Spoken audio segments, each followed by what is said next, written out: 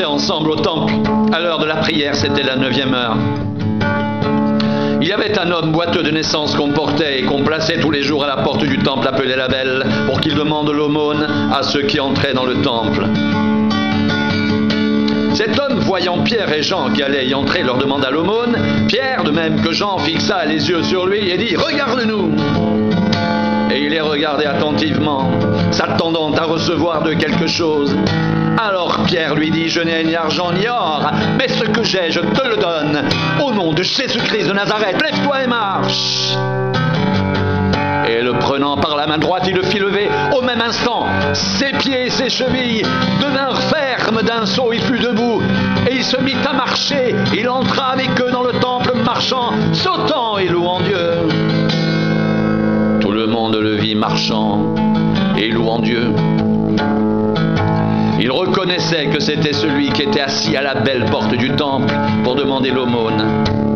Et ils furent remplis d'étonnement et de surprise au sujet de ce qui lui était arrivé. Comme ils ne quittaient pas Pierre et Jean, tout le peuple, étonné, accourut vers eux au portique, dit de Salomon. Pierre, voyant cela, dit au peuple, « Hommes israélites, pourquoi vous étonnez-vous de cela? Pourquoi avez-vous les regards fixés sur nous, comme si c'était par notre propre puissance ou par notre propre piété que nous avons fait marcher cet homme?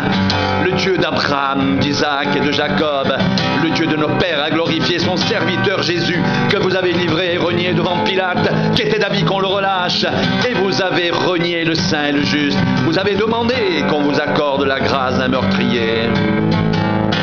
Vous avez fait mourir le prince de la vie, que Dieu a ressuscité des morts. Nous en sommes témoins. C'est par la foi en son nom que son nom a raffermi celui que vous voyez et connaissez. C'est la foi en lui qui a donné à cet homme cette entière guérison en présence de vous tous. Et maintenant, frères, je sais que vous avez agi par ignorance, ainsi que vos chefs.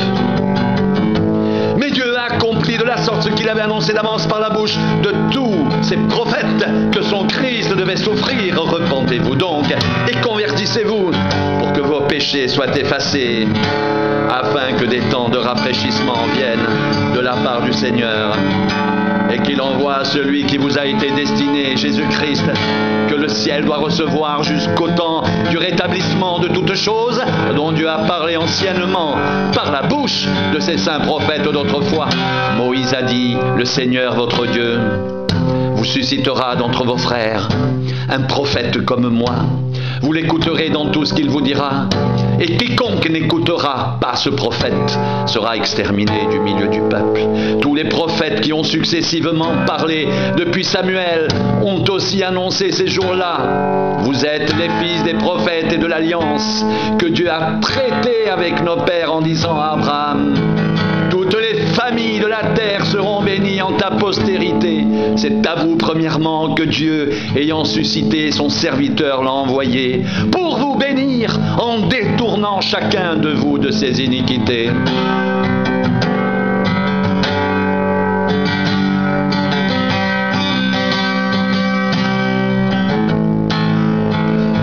Pierre et Jean parlaient au peuple, survinrent les sacrificateurs, le commandant du temple et les Sadducéens, mécontents de ce qu'ils enseignaient le peuple et annonçaient en la personne de Jésus la résurrection des morts.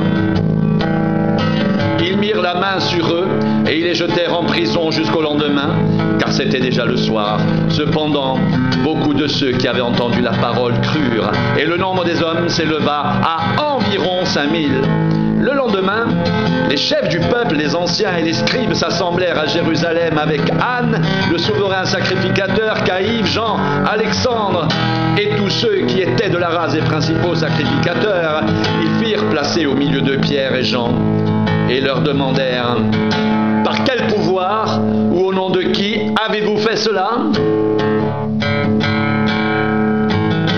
Alors Pierre, rempli du Saint-Esprit, leur dit « Chef du peuple et anciens d'Israël, puisque nous sommes interrogés aujourd'hui sur un bienfait accordé à un homme malade, afin que nous disions comment il a été guéri, sachez-le tous et que tout le peuple d'Israël le sache. C'est par le nom de Jésus-Christ de Nazareth que vous avez crucifié et que Dieu a ressuscité des morts. c'est par lui que cet homme se présente en pleine santé devant vous. Jésus est la pierre rejetée par vous qui bâtissez et qui est devenue la principale de l'angle.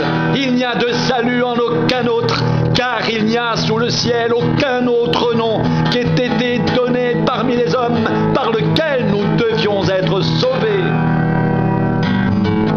Lorsqu'ils virent l'assurance de Pierre et de Jean, ils furent étonnés, sachant que c'étaient des hommes du peuple sans instruction, et ils les reconnurent pour avoir été avec Jésus. Mais comme ils voyaient là, près d'eux, l'homme qui avait été guéri, ils n'avaient rien à répliquer. Ils leur ordonnèrent de sortir du Sanhédrin, et ils délibérèrent entre eux, disant: que ferons-nous à ces hommes? Car il est manifeste pour tous les habitants de Jérusalem qu'un miracle signalé a été accompli par eux, et nous ne pouvons pas le nier. Mais afin que la chose ne se répande pas davantage parmi le peuple, défendons-leur avec menace de parler désormais à qui que ce soit en ce nom-là. Et les ayant appelés, ils leur défendirent absolument de parler et d'enseigner au nom de Jésus. Pierre et Jean leur répondirent: jugez s'il est juste devant Dieu de vous obéir plutôt qu'à Dieu, car nous ne pouvons pas ne pas parler de ce que nous avons vu et entendu.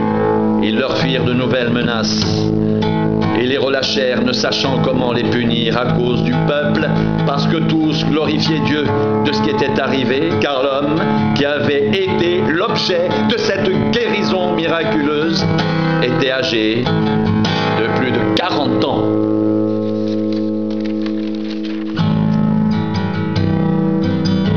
Après avoir été relâchés, ils allèrent vers les leurs, et ils racontèrent tout ce que les principaux sacrificateurs et les anciens leur avaient dit.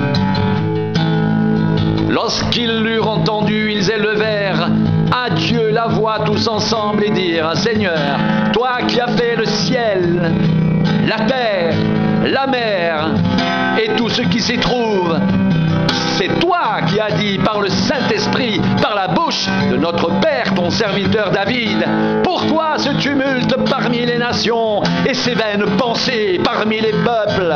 Les rois de la terre se sont soulevés et les princes se sont ligués contre le Seigneur et contre son oint.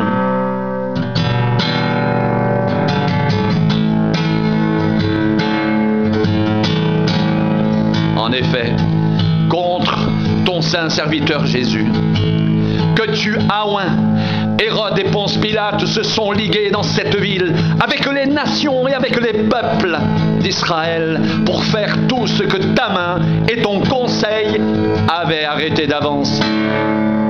Et maintenant, Seigneur, vois leurs menaces et donne à tes serviteurs d'annoncer ta parole avec une pleine assurance en étendant ta main pour qu'il se fasse des guérisons, des miracles et des prodiges. Par le nom de ton saint serviteur Jésus. Quand ils eurent prié, le lieu où ils étaient assemblés trembla. Ils furent tous remplis du Saint-Esprit et ils annonçaient la parole de Dieu avec assurance.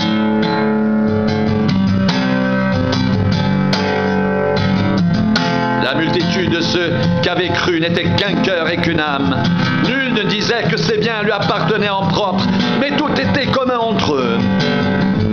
Les apôtres rendaient avec beaucoup de force témoignage de la résurrection du Seigneur Jésus, et une grande grâce reposait sur eux tous, car il n'y avait parmi eux aucun indigent.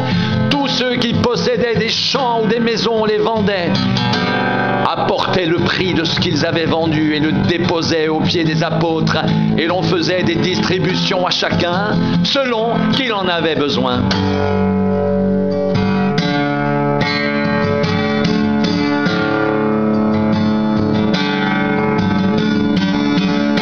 Joseph, surnommé par les apôtres Barnabas, ce qui signifie fils d'exhortation, Lévite originaire de Chypre, vendit un champ qu'il possédait, apporta l'argent et le déposa aux pieds des apôtres.